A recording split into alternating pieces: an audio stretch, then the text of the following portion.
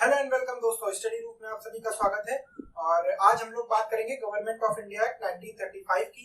ये एक ऐसा लेजिस्लेशन है जिसमें कहा जाता है कि इसका जितना भी टोटल भाग था उसका 2/3 एज इट इज हमारे कॉन्स्टिट्यूशन में ले लिया गया है। ठीक है, तो ये बहुत इंपॉर्टेंट है, इसके प्रोविजंस को समझना बहुत इंपॉर्टेंट है। इससे पहले हमने देखे थे कि 1909 और 1919 का जो एक्ट था उसमें क्या क्या फीचर्स थे। हम लोग इसमें भी देखेंगे कि आखिर इसमें क्या क्या फीचर्स हैं। तो इन सारी चीजों पर और इसके प्रावधानों पर हम लोग एक बार बात करेंगे, क्योंकि जो क्वेश्चंस होते हैं, जो एग्जाम का पैटर्न है, वो अब इन एक्ट से नहीं पूछता है, वो इनके अंदर लिखे प्रावधानों से पूछता है। और ये पूछ लेगा, कोई एक दे देगा कि establishment of all India federation किस एक्ट के थ्रू आया था, और आपको कई ऑप्शन, 4 ऑप्शन दे देगा और आपको उनमें से चुनना होगा। तो जब तक कि हम इसका आंसर नहीं दे पाएंगे, जब तक हम लोग एक एक करके प्रावधानों को नहीं पढ़ते हैं। तो आज हम लोग देखेंगे गवर्नमेंट ऑफ इंडिया एक्ट 1935 के बारे में। तो चलिए स्टार्ट करते हैं। अगर 1935 एक्ट की बात करें तो आप सभी को पता होगा, एक बहुत फेमस नारा है साइमन गोबैक का। 1927 में साइमन कमीशन आया था, जिसमें टोटल 7 मेंबर्स थे और जो साइमन थे वो इसके चेयरमैन थे। इसमें कोई भी भारतीय नहीं था। और मैंने आपको बताया था कि 1990 का जो एक्ट था, 1919 का जो अधिनियम था, उसमें एक विधिक आयोग की घटना की गई थी, यानी स्टैट्यूटरी कमीशन का गठन किया गया था, जो हर 10 साल में रिव्यू करेगा। तो एक्चुअली वो जो कमीशन था वो आया है इसलिए था कि वो उसको रिव्यू कर सके, क्योंकि 1919 के बाद 1929 में उसको नया संशोधन करके एक नया एक्ट आ जाना चाहिए था। ठीक है, तो इसलिए उसको भेजा गया था और फिर उसकी अनुशंसा के आधार पर ही 1935 एक्ट आया। तो अगर इसकी बात करें तो सबसे पहले 1935 का जो एक्ट था उसने कहा कि एक ऑल इंडिया फेडरेशन का गठन होना चाहिए। और इसमें कौन कौन रहेगा, देखिए, ऐसे क्षेत्र जो सीधे कमिश्नर या गवर्नर के अधीन हो, जिसे आज के टर्म्स में हम बात करें यूनियन टेरिटरीज जैसा कुछ, और ऐसे स्टेट्स जो ब्रिटिश पोजीशन में हो, जैसे यूनाइटेड प्रोविंस, मद्रास प्रोविंस, वो प्रोविंशियल स्टेट्स, और साथ में प्रिंसली स्टेट्स। तो इन सबको मिलाकर एक ऑल इंडिया फेडरेशन का गठन किया जाएगा। ठीक, और उसके बाद देखिए डायरकी जो थी, जो कल मैंने आपको बताया था कि डायरकी का प्रांतों में अंत कर दिया गया। डायरकी कल मैंने आपको बताया था कि ये सेंटर है और ये प्रोविंस है। ठीक है, तो कुछ सब्जेक्ट इसको बांट दिए गए थे, कुछ सब्जेक्ट्स का डिवीजन हो गया था।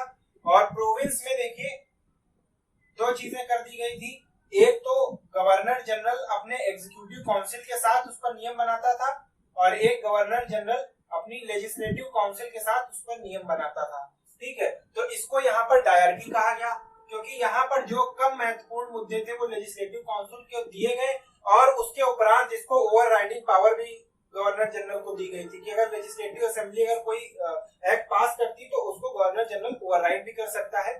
और प्लस जो महत्वपूर्ण मुद्दे थे वो एग्जीक्यूटिव काउंसिल के साथ गवर्नर जनरल फैसले लेता था। और एग्जीक्यूटिव काउंसिल में कौन मेंबर होते थे, जो गवर्नर जनरल के खुद के आदमी होते थे। तो एक तरीके से दिखाया गया कि हमने शक्तियां तो दी हैं तुमको रिस्पॉन्सिबल गवर्नमेंट के लिए, लेकिन था कुछ भी नहीं, हर एक चीज गवर्नर जनरल ओवरराइड कर सकता था।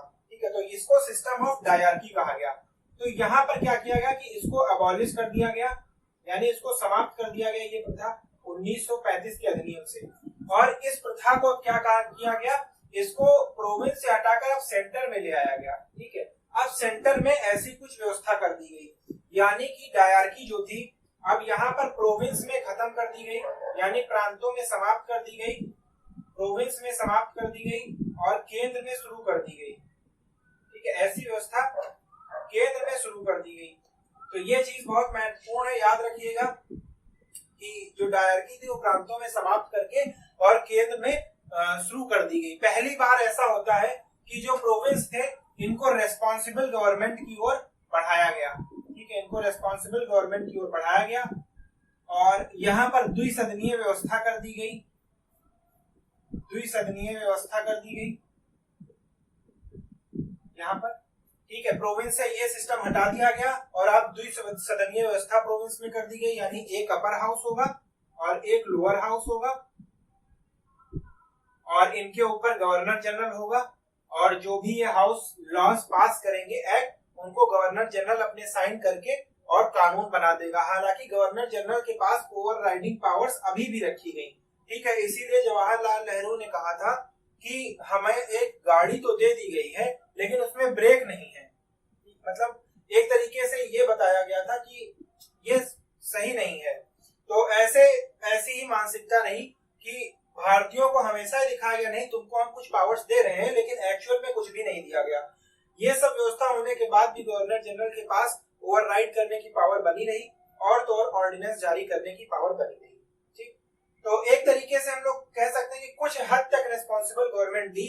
और ये जो व्यवस्था थी ये 1937 से 1939 तक चली, क्योंकि आपको पता होगा 1937 में जब इस एक्ट के तहत चुनाव हुए और मिनिस्ट्रीज बनी, यानी प्रांतों में जब सरकारों का गठन हुआ, तो ठीक 2 साल बाद विश्व युद्ध में जब 1939 में विश्व युद्ध शुरू होता है और ब्रिटेन बगैर भारत के लोगों की इजाजत लिए उस युद्ध में भारत को झोंक देता है, तो उसका विरोध करने के लिए सारे मंत्रालय इस्तीफा दे देते हैं। तो सिर्फ ये 2 साल तक की सरकार चली थी, इसलिए यह व्यवस्था 1937 से 1939 तक ही चल पाई। ठीक, तो ये एक याद रखिएगा, एक तो ऑल इंडिया फेडरेशन और दूसरा डायरकी का प्रांतों में अंत कर दिया गया और प्रांतों में पहली बार जो है रेस्पॉन्सिबल गवर्नमेंट जो कथित रूप से थी उसको लागू किया गया। अच्छा, एक चीज और देखिए, 6/11 प्रांत में द्विसदनीय व्यवस्था की लागू की गई। तो ये 6/11 मींस जो 11 टोटल प्रोविंस थे उनमें से 6 प्रोविंसों में द्विसदनीय व्यवस्था लागू की गई। कौन कौन से प्रोविंस थे देखिए, एक तो असम था, दूसरा बॉम्बे था, बंगाल था, मद्रास था, यूनाइटेड प्रोविंस यानी यूपी था, तो बिहार भी हमारा था। तो ये हमारे 6 प्रोविंस ऐसे थे जिसमें द्विसदनीय व्यवस्था लागू की गई। टोटल 11 प्रोविंसों में से ये ऐसे थे जिसमें द्विसदनीय व्यवस्था लागू की गई। तो ये चीज आप याद रखिएगा, इसमें से 4 ऑप्शन आपको दे देगा और कहेगा इनमें से कौन सा है जिसमें द्विसदनीय व्यवस्था नहीं लागू की गई थी। ठीक है, उसके बाद एक चीज और देखिए कि 10% जो पॉपुलेशन थी उसको वोटिंग राइट दे दिया गया, वोटिंग राइट को बढ़ा दिया गया, कुछ उसका दायरा बढ़ा दिया गया और जो 10% जनसंख्या थी उसको वोटिंग राइट्स यहाँ पर दे दिए गए। उसके बाद हम लोग चलते हैं और देखते हैं कि और इसमें क्या प्रावधान हुआ था।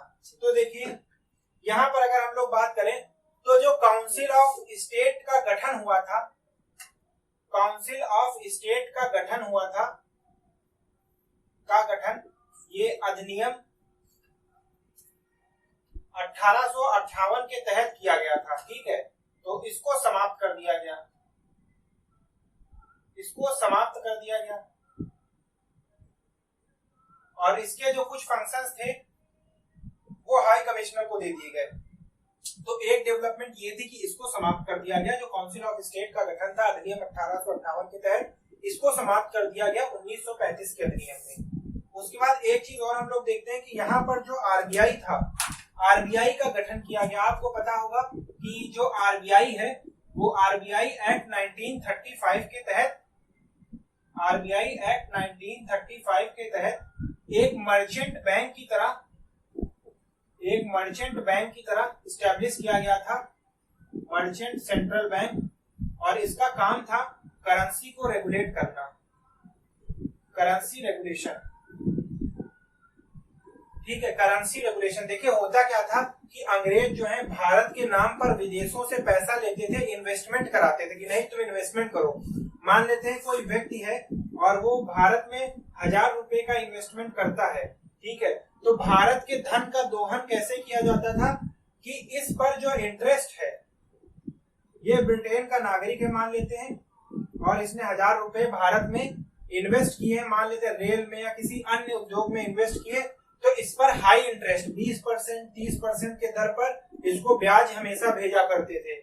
तो 20% के दर पर अगर बात करें तो 200 रुपए इसको सालाना या महीने के आधार पर भेजा करते थे। तो ये एक तरीका था, भारतीयों से ये कहा जाता था कि जो उधार हमने लिया है तुम्हारे विकास के लिए उसका इंटरेस्ट जा रहा है। तो ये एक तरीका था जिससे भारत के धन को लूटा गया। मतलब एक कोई ऐसी वजह नहीं छोड़ी जिससे भारत को लूटा ना जा सके। यहाँ तक कि जो हाई कमिश्नर का पद था, जो सेक्रेटरी ऑफ स्टेट थे, उन सब की जो सैलरी थी वो भी भारत के ही खजाने से दी जाती थी, जिसको बाद में वर्ष 1920 के बाद से बंद किया गया जब लोग जागरूक हुए।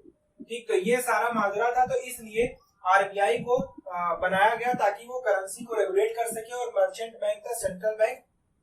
अच्छा, आरबीआई का गठन बहुत महत्वपूर्ण है और देखिए कि 7 सालों तक, अपने गठन के 7 सालों तक ये बर्मा का भी केंद्रीय बैंक रहा। बर्मा जो कि आज का म्यांमार है, तक इसने बर्मा के केंद्रीय बैंक के रूप में कार्यरत किया। उसके बाद देखिए कि जून 1948 तक पाकिस्तान का भी केंद्रीय बैंक ये रहा, पाकिस्तान का केंद्रीय बैंक रहा। और भारत का केंद्रीय बैंक तो है ही है, भारत का केंद्रीय बैंक तो ये। तो अगर आरबीआई की बात की जाए कि आरबीआई ने कितने देशों के केंद्रीय बैंक के रूप में काम किया है, तो कुल 3 देश ऐसे हो जाएंगे। ये नोट करने वाली चीज है, मोस्ट इंपॉर्टेंट है कि कुल 3 देश ऐसे हैं जिनके लिए आरबीआई ने केंद्रीय बैंक का काम किया है। उसके बाद एक चीज और देख लेते हैं कि 1948 7 सालों तक तो इसने म्यांमार के केंद्रीय बैंक के रूप में काम किया। फिर 1948 तक पाकिस्तान का केंद्रीय बैंक रहा और भारत का भी रहा। उसके पश्चात देखिए 1949 में इसका राष्ट्रीयकरण कर दिया गया, मींस प्राइवेट हाथों से लेकर इसको सरकारी बना दिया गया, 100% सब्सिडियरी मिनिस्ट्री ऑफ फाइनेंस। ठीक है, तो एक तरीके से 100% गवर्नमेंट ने इसका राष्ट्रीयकरण कर दिया, नेशनलाइजेशन। तो अगर ये पूछे कि आरबीआई का नेशनलाइजेशन कब हुआ था, तो ये वर्ष 1949 में इसका नेशनलाइजेशन हुआ था। तो ये एक प्रावधान है जो हमारे 1935 के एक्ट में आया था। उसके बाद हम लोग देखते हैं कि इसमें और क्या क्या कहा गया। तो 1935 के एक्ट में ये कहा गया कि एक फेडरल